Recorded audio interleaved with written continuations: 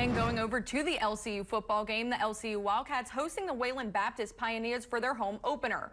Wildcats ball and Bryce Perkins keeps this one himself. He does a little dance after the score and the Wildcats would lead 7-0.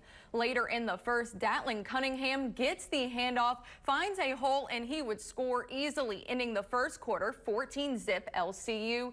And Alex, the Wildcat, a little jealous over there, showing off his dance moves now for the camera. Second quarter now 14-10, still LCU. Jatarius Johnson with the handoff. He would bulldoze his way into the end zone, making it 21-10 going into half. Wayland Baptist coming out strong to start the third quarter, but Kylan Polk would pick it off, taking back the momentum for LCU. The Wildcats would go on to win their home opener and second conference game 43-37 over Wayland Baptist.